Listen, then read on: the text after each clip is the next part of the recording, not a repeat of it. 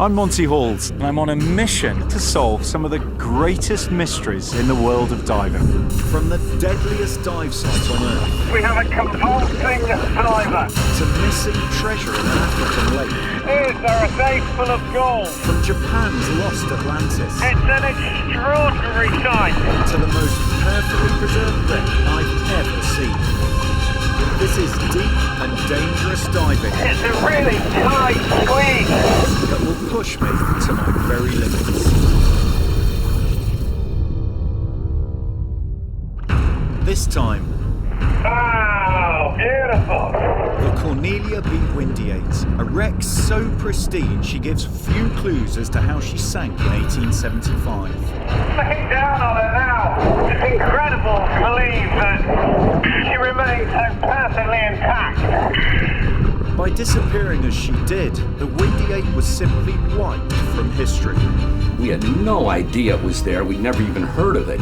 There were no survivors to shed any light on this extraordinary underwater Marie Celeste. Where in the world did they go? How did it sink? How can something pre-1900 be that pristine? It just left so many questions unanswered.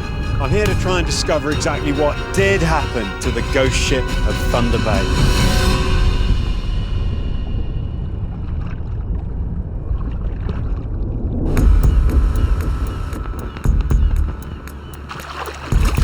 I'm in the National Marine Sanctuary in the evocatively named Thunder Bay.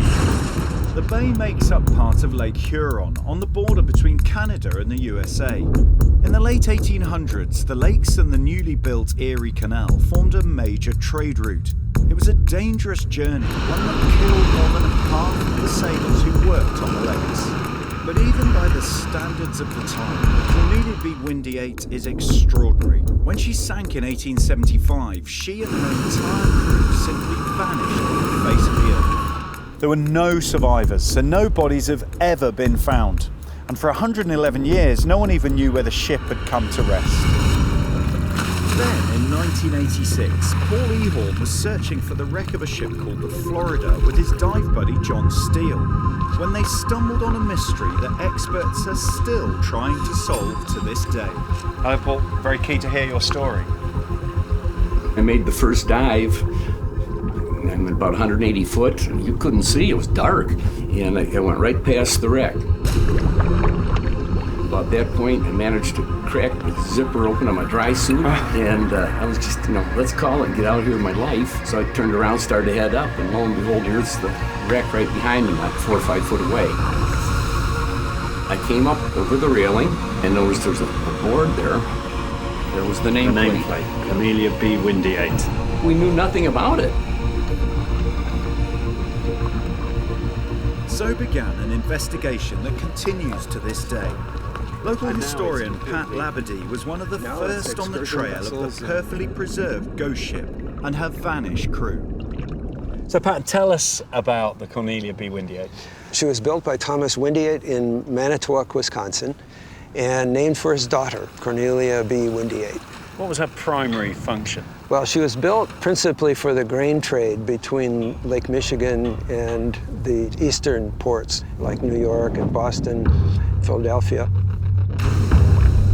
Hundreds of ships and thousands of lives were lost in a trade of high risk and high reward. Ice and storms closed the lakes for the winter, so by October, ships like the Windiate could make huge profits if their owners were prepared to gamble on making the last grain runs of the year. Until the railroads were built, this was, major part of the American food chain. The wreck of the Windiate is so remarkable and asks so many questions, it's one I've always wanted to dive. My support team couldn't be better qualified. Surface Supervisor Andy Torbett is a former military diver who can cope with any emergency we're likely to face. Rich Stevenson is one of the pioneers of wreck diving in the UK. And cameraman Dan Stevenson has filmed more wrecks at greater depth than anyone else I know. It's a chance to touch history. If anything like that happened on land, it'd be cleaned away the next week. in the sea or in the lakes, it just stays there. That's the bit that I'm looking forward to see the, this ship in almost like pristine condition. All I've ever heard about this is how extraordinary it is, even in the context of the Great Lakes, where wrecks tend to be really well preserved and all that. Even in that context, this just blows everyone away. And those are the questions we sort of want to answer, really, is why is it so utterly, completely preserved? And the big one, for me anyway, is the crew. What happened to the crew? You don't get many shipwrecks around the world where the crew just completely vanish without trace. The investigation will take me into an area of diving fraught with potential dangers. The wreck lies at 60 metres, the very limit I'm qualified to dive to. It's 8 kilometres out to the wreck. Our skipper, Greg, is relying on the latest technology to find what is, effectively, a needle in the vast haystack that is Lake Huron. So that little signature there, Greg, that's the wreck. Correct, yes. Before we can dive, Greg needs to get a shot line onto the wreck so we have something to follow down and back up.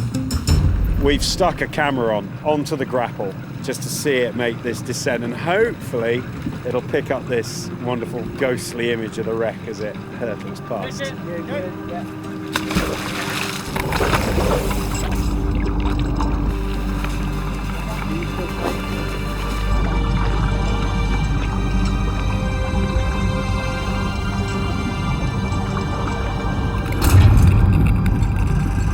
Amazingly, Greg has placed a smack over the wreck.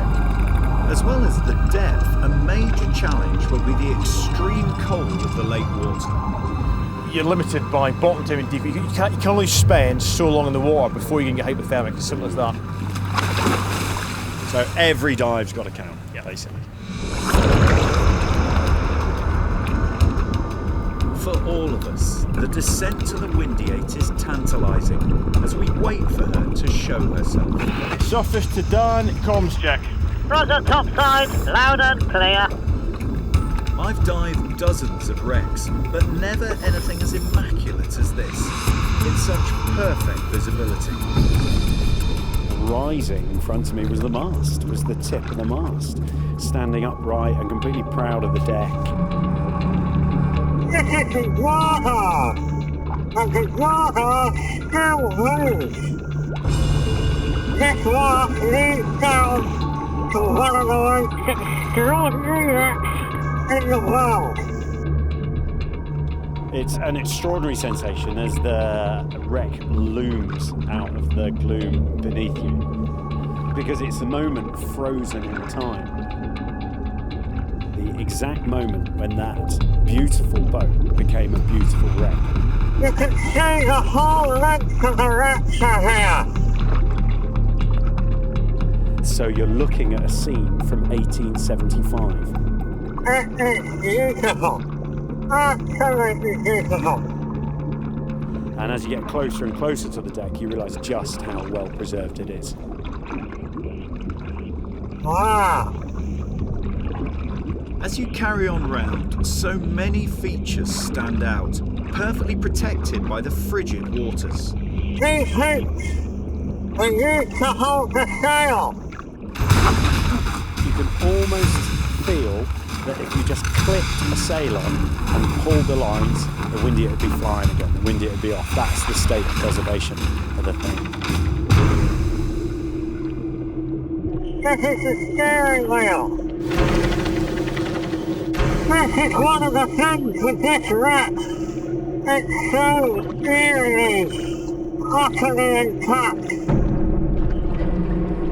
The intense cold means I've only just got time to check out the most intriguing mystery of all, which lies just off the stern.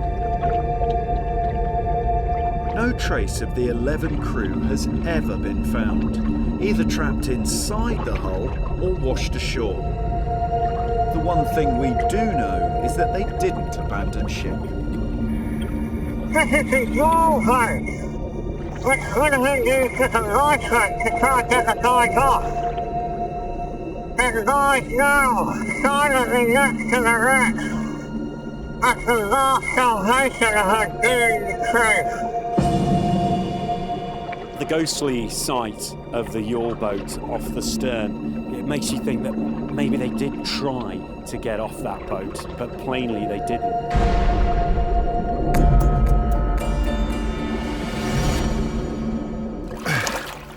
It's extraordinary. Absolutely extraordinary.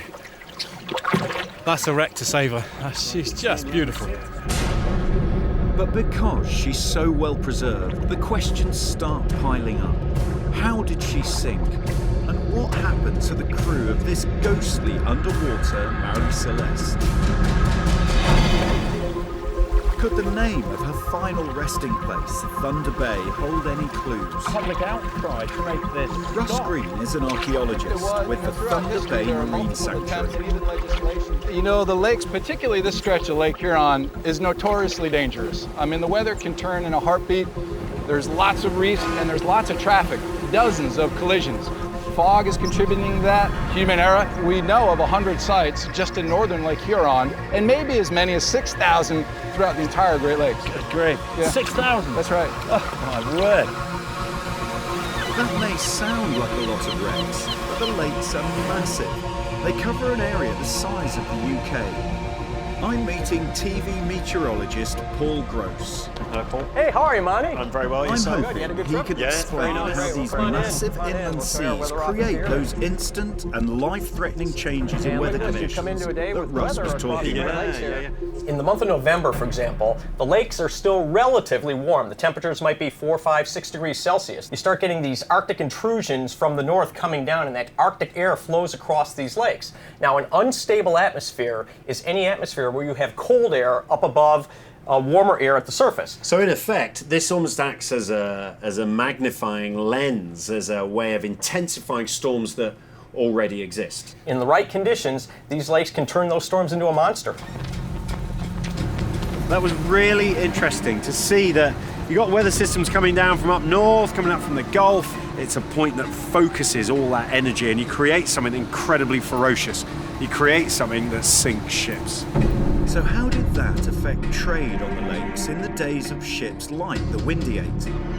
In the late 1800s, there were over 600 vessels competing with one another. The biggest profits were made by the crews prepared to take the greatest risks, what became known as the shipwreck century. Was the grain run all year round? The demand was certainly year-round, but it was only practical to ship until usually the 1st of November, when weather patterns on the Great Lakes made it too dangerous. And was this widely acknowledged as a deadline? Absolutely. It was so widely recognized that the insurance companies refused to insure vessels on the water in November. And yet, the Windiate set sail on the 27th of November, with a journey of at least 6 days ahead of them. Most owners had already laid their boats up as winter shut down trade on the lakes. So just how much was at stake as the Windiate set off on that final grain run?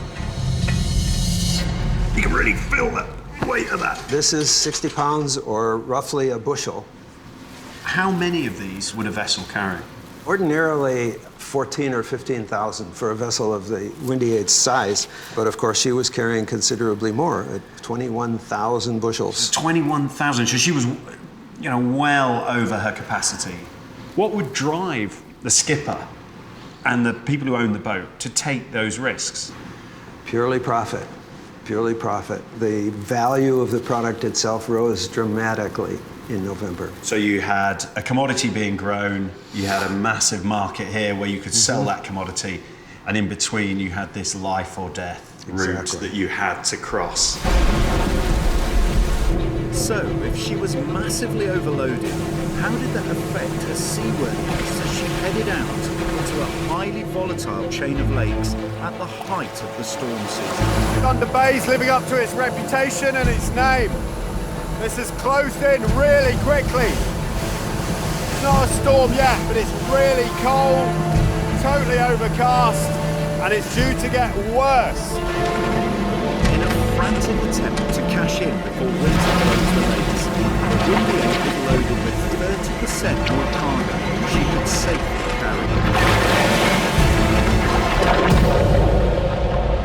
this dive, I want to get a real understanding of the risks the Windiate's owner was taking with the ship and her crew. This is the cargo of wheat. As you can see, it's right the way to the decking. 21,000 vessels on it. The bitter cold of the lake water has preserved the cargo for 140 years. But due to that extreme cold, I have to limit my dive. I still want to find out how that huge cargo of grain affected the seaworthiness of the ship. This is the deck level here.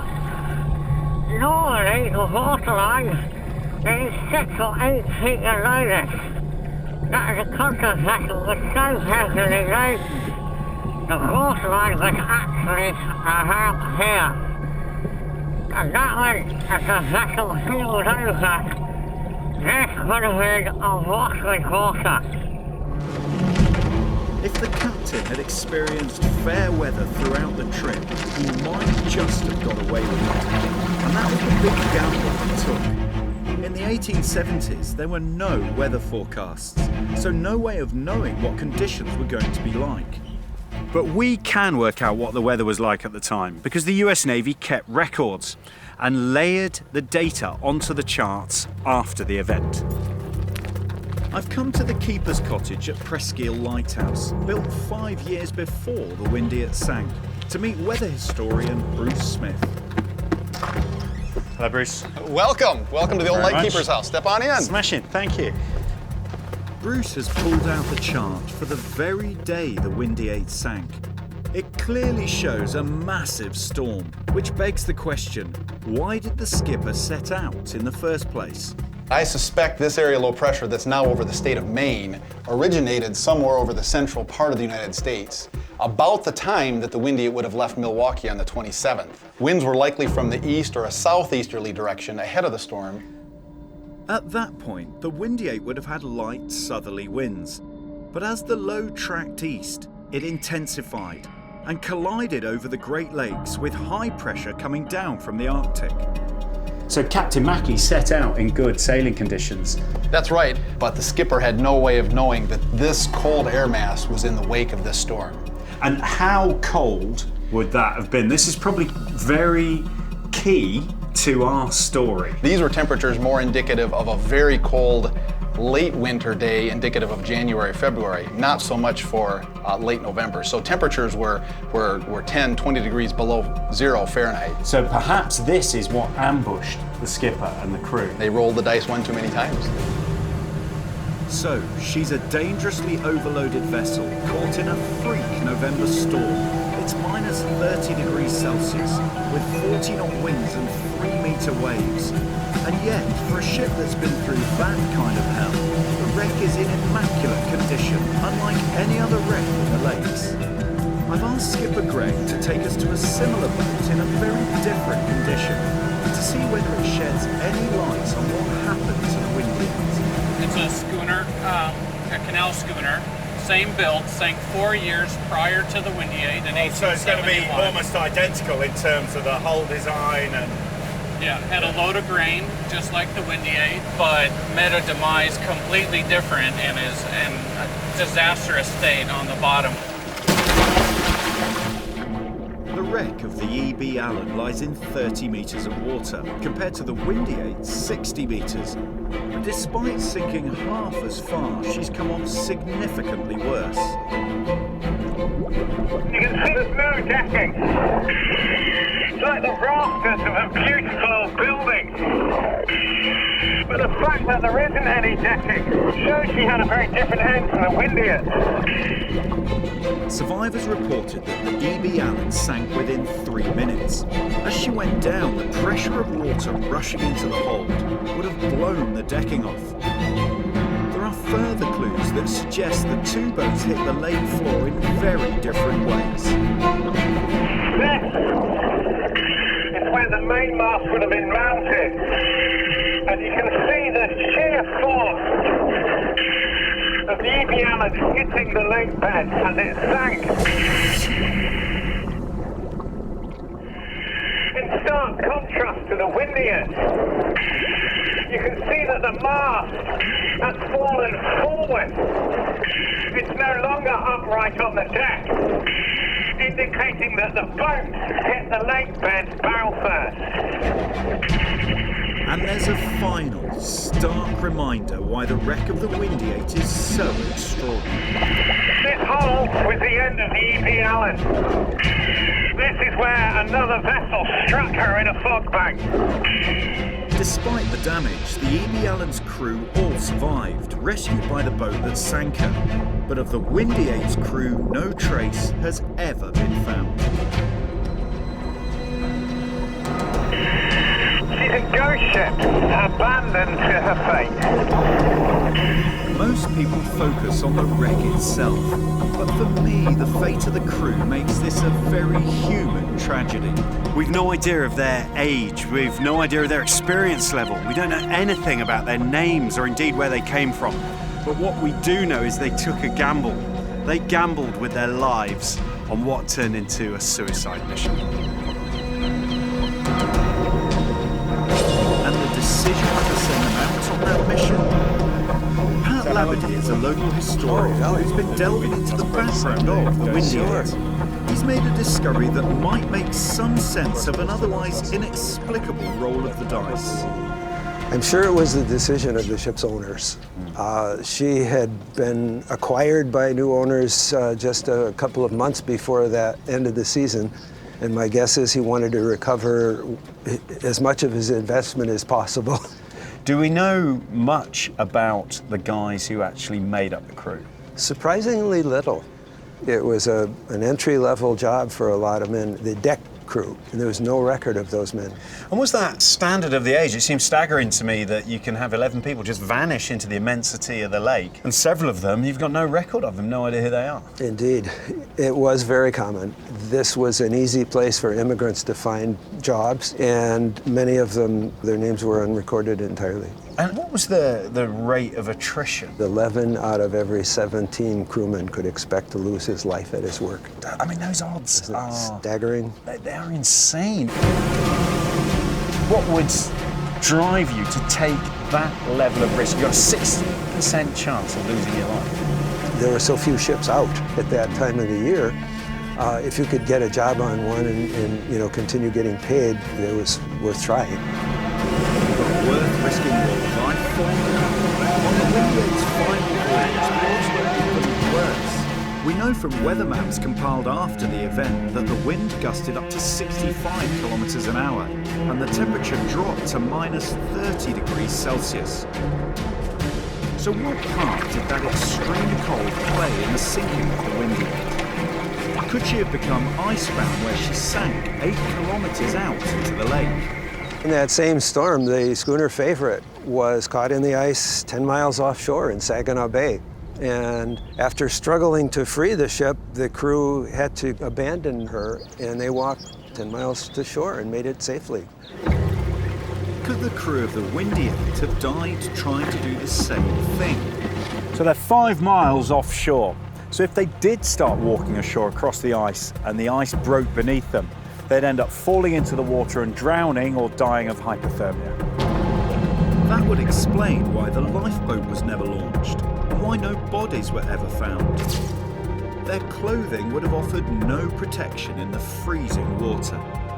It's cotton, maybe it's oiled up with some linseed oil for waterproofing protection. Maybe you've got a canvas over this, some wool underneath, to keep it warm, but still by today's standards, this was not great exposure protection. Yeah, imagine wearing that in minus 30 degrees Celsius. If the Windiate had got stuck in pack ice, there'll be signs on the hull, and that's what we'll focus on next. Well, so just as you're kitting up, one of the key things we're looking for here is ice damage to the hull. Any traces of ice damage to the hull. Again, the great lingering riddle is how she went down, and we just want to find out, was she holed or was she not holed?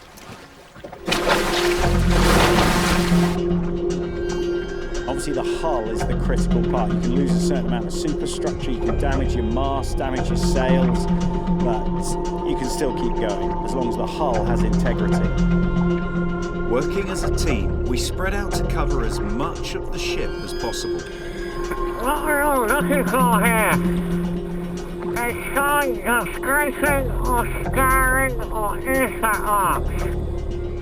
Ice has terrific crushing powers. Titanic had a hull an inch thick, and that was sheared by ice. Ice has tremendous powers of destruction. So any damage significant enough to sink the ship would stand out.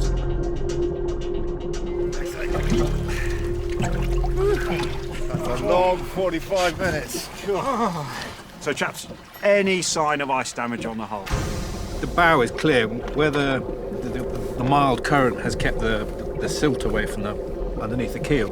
Yeah. Very little muscles down there, and there's no damage. No. If she was to hit ice or something, it'd be in that area. You would expect a plank to be sprung, or something to be stoved in, or something like that. Nothing. She's perfectly intact all the way down that hull. It's got total integrity, isn't it? You can almost refloat her. This only deepens the mystery. If there are no signs of damage on the Windiate, which was only 8 kilometres out, how did the Favourite get iced in 16 kilometres offshore? At the Great Lakes Research Institute, Jar Wang has studied the pattern of ice build-up on the lakes. He shows me a map on which depth is represented by colour. The red of Saginaw Bay means relatively shallow water. The blue where the Windiate sank signifies deep water. Ice forms first in shallow areas, like the bay where the Favourite got trapped. In addition to that, the prevailing wind will blow any drifting ice into the bay and pile up the ice. The ice thickness could be 1 meter, 2 meters thick. Which is easily thick enough to support a man. Yes. So the Favourite was 10 miles offshore and the crew managed to walk ashore. The Windiate was only 5 miles offshore. Could the crew have made it to land? No, because the wind is parallel to the shore. And any ice foam on shore will be blown away. The storm left 40 ships icebound, but all were in the shallow waters of the bays and straits. Once the Windiate got out onto Lake Huron, the crew were at the mercy of wind, waves, and ice-cold spray. Did that affect their ability to handle and ultimately save their vessel? To find out, I've come to the US Army Natick Soldier Systems Center outside Boston. Hi there, how you doing, Monty? I'm Sarah Ross. Nice to meet you. Nice to meet you too. Let's go to the Arctic side. To you. Sarah Ross helps run the facility, which tests the effects of extreme weather conditions on soldiers and their equipment. Well, look, can I show you what we're trying to replicate? Absolutely. Here? This was the storm that the wreck of the Windiate sank in. So you're looking at temperatures of minus 30 degrees Celsius, minus 20 degrees Fahrenheit, and 40-knot winds on top. And I think one of the keys is that they were so cold and so debilitated that they couldn't work. Well, when humans are starting to be exposed to those types of temperatures and that type of extreme wind, their cognitive function immediately goes down. So their brain doesn't really know what to do to function in that type of situation with that weather. Your body starts to naturally pull all of its warm blood into your core because those are where your vital organs are. And so while doing that, it takes away the blood from your extremities. Therefore, it's very hard to maneuver with your hands and use your fingers to do those types of things that you would need to survive. So basically, you're not thinking straight. Absolutely not. And you've lost your dexterity. You've lost the ability to do the simple tasks that would take you 2 minutes normally are just impossible. The chamber tests the very latest in sub-zero protection.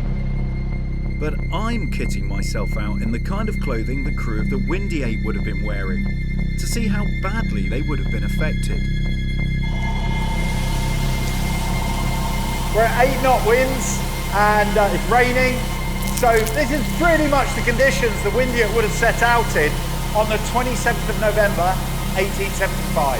But I want to find out what it was like at the height of the storm. And that means ramping the wind up and the temperature down. We're at about 20 miles per hour. You can feel the heat fleeing from your body.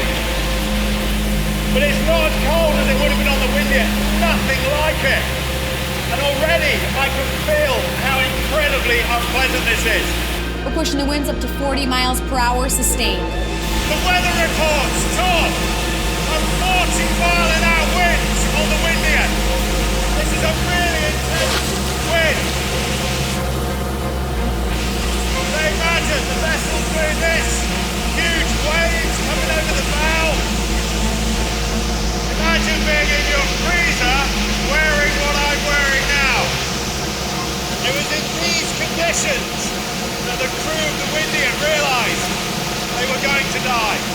So, you've got crewmen in the early stages of frostbite, trying to keep their balance on a deck that's heaving up and down by the height of a 3-story building. It wouldn't surprise me if some were simply washed overboard, never to be seen. It certainly helped to explain why no bodies were ever found and no lifeboat was ever launched. And what of the Cornelia B. Windiate herself, ploughing on at the mercy of the storm, as one after another the crew perished? The hull shows no sign of catastrophic damage, certainly the sort of damage that would have consigned her to the deep. So why didn't she just ride out the storm to be found later on abandoned?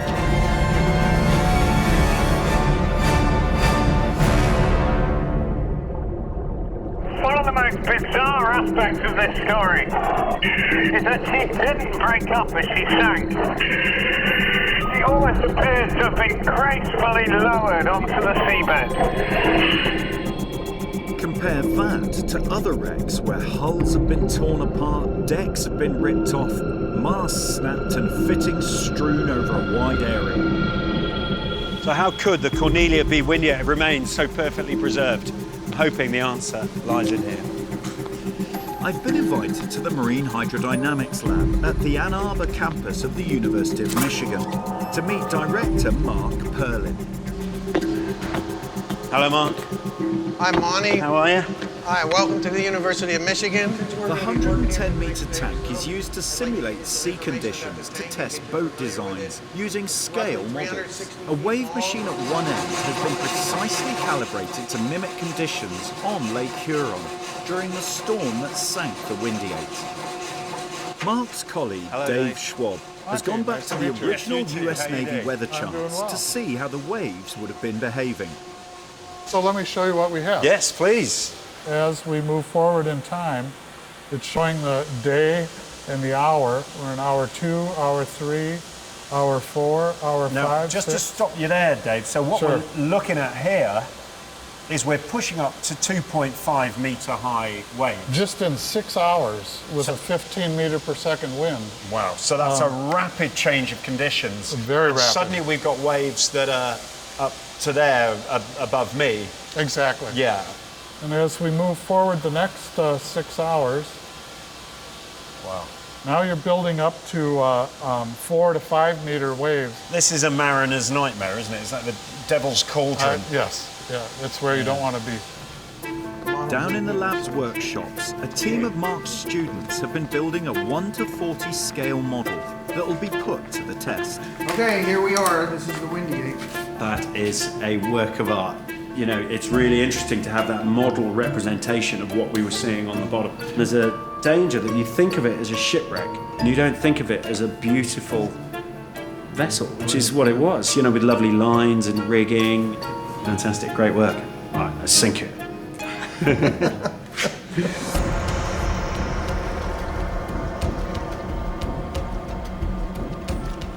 The wave tank's about to start up. There's a palpable air of anticipation. We've genuinely got no idea what's going to happen. Because one of the keys here is not only is this a 1 to 40th scale model, it's also weighted pretty much exactly the same as the Cornelia B. Windiate was, with its 21,000 bushels of corn. And that's the reason it's riding so low in the water. All that weight reduced the Windiate's freefall, the distance between the water and the deck, to just 1 metre. So the first question is how that reduced freeboard affected her seaworthiness in the early stages of the storm. Good grief. You can already see just these really small waves. Scale, what do you think, Mark? Meter waves? Yeah, about that. That's what the freeboard is, right? Yeah. You can see him going over the hull. And this isn't random. We're not just bashing away with a wave machine, just trying to create waves. These are replicating as much as possible the conditions over the 24 hours that the Cornelia B. Windiate sank. You can already see she's shipping water over the front there. Let's do 1.5. Yeah, go ahead. I think this will sink her. Got to let her go, Daniel. Got to let her go. You can see that thing, can't you, Mark? But with the weight on her, already very bow heavy. She's starting to nosedive. Yeah, because she's also got this going on now as well, isn't she? She's pitching and yawing and rolling, and the deck's totally awash now. So again, this would have... There she goes. There it goes. There she goes. Actually, that looks pretty realistic. Oh. Bye-bye, Cornelia B. Windiate. So, Mark, has anything we've seen today surprised you? Have you learned anything? I think it went down much quicker in the higher waves than I expected. I would have guessed it would have taken several waves before it flooded like it did. But I think they knew they were going down. What this proves is that the Windiate must have sunk pretty early on in the storm, leaving no time for the skipper to try and find a safe haven. What you've just seen there is the vulnerability of these vessels. Because remember, everything's being done as accurately as possible. So the weight that the vessel's loaded with, the scale of the waves, they just did not stand a chance. Even with 4.5-foot freeboard, I personally wouldn't have gotten on that vessel. That was fascinating. All sorts of very interesting things emerged, but one of the key ones was that as the waves came over the bow, the vessel sank bow first. The model sank bow first, as so many vessels do, as we've already seen from the E.B. Allen. The bow cuts through the water and it ends up impacting onto the lake bed, and then you end up with massive damage. It's a huge shock, all that tonnage hitting something solid. But the wreck of the Cornelia B. Windiate is sitting perfectly on the bottom. Something made that vessel sink slowly and settle perfectly on the lake bed. At the Great Lakes Research Centre, Jia Wang has been doing some calculations, and he might have come up with a solution. According to data, an ice form on the superstructure at a speed of 16 tons per hour. 16 tons an hour? Yes. The equivalent of 4 elephants of weight every hour in a vessel that's battling the waves anyway with an incapacitated crew. There must obviously just come a critical point that is gonna sink. Yes. So where the Windiate started with a freeboard of 1 metre, that's going down the whole time as her weight increases. But could the same ice that sank her preserve her? So ice starts building up on the Cornelia B. Windiate and starts weighing her down at a colossal rate. But as the Cornelia B. Windiate started to sink, this stricken vessel weighed down by many tons of ice became buoyant. And then as the ice began to melt, she was held perfectly vertical and sank oh so slowly to the lake bed. But that would have just prolonged the agony for the crew. On our final dive, I want to see whether they were making any effort to save the ship, or whether they just abandoned her to her fate. This is the last dive on the ghost ship of Thunder Bay. Could you get a better day for it? The mist has closed in, all you can hear is the eerie moan of a foghorn coming across the water. So it's our chance to dive this vessel that was claimed by the lakes. We're looking for any remaining clues. I want to know how much of a struggle the crew put up before they finally gave up or were washed overboard. This is the huge hump. This would have been used all the time. But the big question is, why is the handle not there? And running along the deck, a further mystery.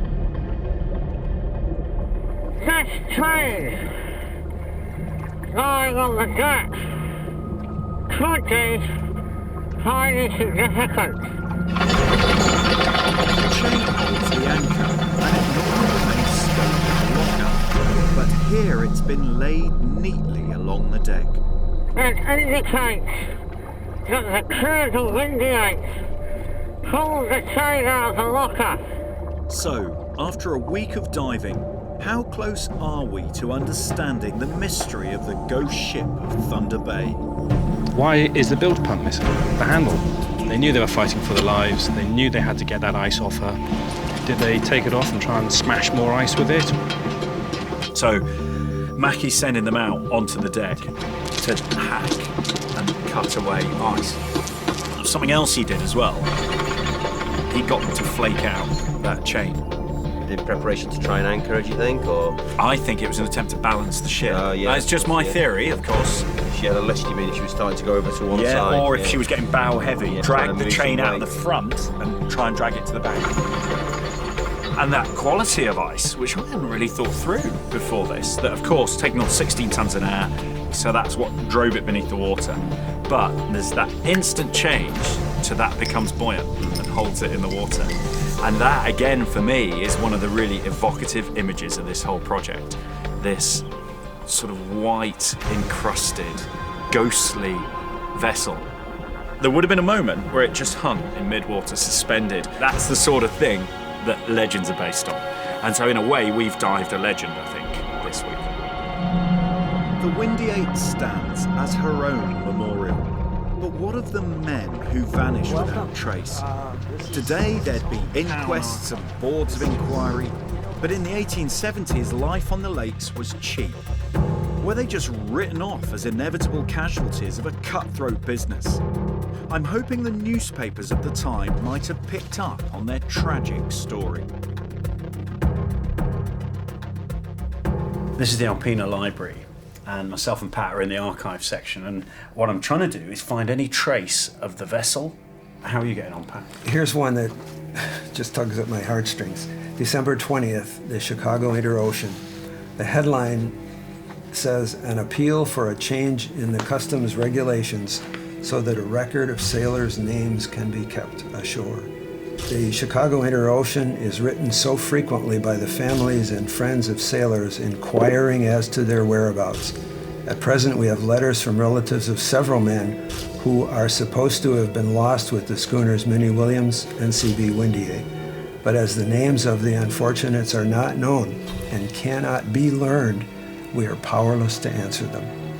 And their parents, wives, children, and others interested have not even the melancholy satisfaction that certain information would afford. The last line in this article says, "Will the Department of Commerce or Congress itself make the reform suggested?" Wow. The Cornelia B. Windiate's always been very significant for me personally. It's a wreck I've always wanted to see.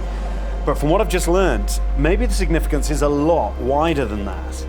The sinking of the wreck and the loss of those men seems to have sparked something, a great outcry that these crews were registered so people knew who they were. So maybe the men who sailed the Cornelia B. Windiate weren't lost in vain.